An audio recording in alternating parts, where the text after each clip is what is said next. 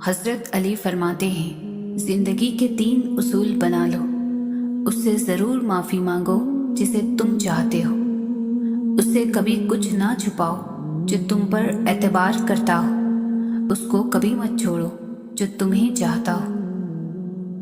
جب اللہ تعالیٰ کسی سے ناراض ہوتا ہے تو اسے ایسی چیز کی طلب میں لگا دیتا ہے جو اس کی قسمت میں نہیں ہوتی۔ کسی کے خلوص اور پیار کو اس کی بے وقوفی مت سمجھو، ورنہ کسی دن تم خلوص اور پیار تلاش کرو گے اور لوگ تمہیں بے وقوف سمجھیں گے۔ تمہارا رب جس چیز کو تمہارے قریب کر دے اس میں حکمت تلاش کرو، اور جس چیز کو تم سے دور کر دے اس پر صبر کرو۔ جب اللہ تعالیٰ کسی کو پسند کرتا ہے تو اسے خوب آزماتا ہے، بس تم صبر کرنا، کیونکہ صبر کرنے والوں کی منزل جنت ہے۔ 4 چیزیں سنبھال کر رکھو، کامیابی تمہاری مقدر ہوگی۔ نماز میں دل کو، تنہائی میں سوچ کو، محفل میں زبان کو، اور راستے میں نگاہ کو۔ پسند اس کو نہ کرو جو دنیا میں سب سے زیادہ حسین ہو، بلکہ پسند اس کو کرو جو تمہاری عزت کرتا ہو۔ رشتوں کی خوبصورتی ایک دوسرے کی بات کو برداشت کرنے میں ہے۔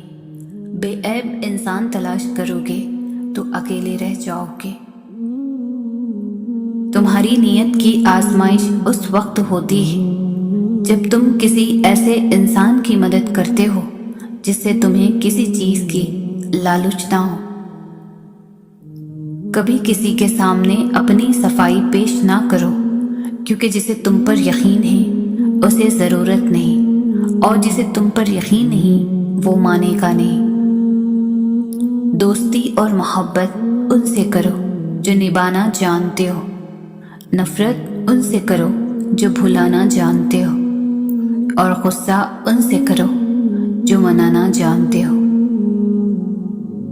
زندگی کی اصل خوبصورتی یہ نہیں کہ تم کتنے خوش ہو، بلکہ زندگی کی اصل خوبصورتی تو یہ ہے کہ دوسرے تم سے کتنا خوش ہے۔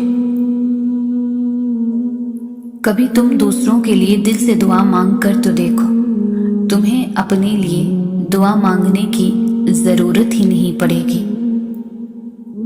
خاموشی ایک عظیم نعمت ہے، خاص طور پر اس وقت جب اختلافات زیادہ ہوں، آوازیں بلند ہوں، علم کی کمی ہو اور دلیل کی کوئی اوقات نہ ہو۔ اپنے اندر پرندے کی طرح عاجزی پیدا کرو، جو آسمان کی بلندیوں کو چھو کر بھی اپنی گردن جھکا کر رکھتا ہے۔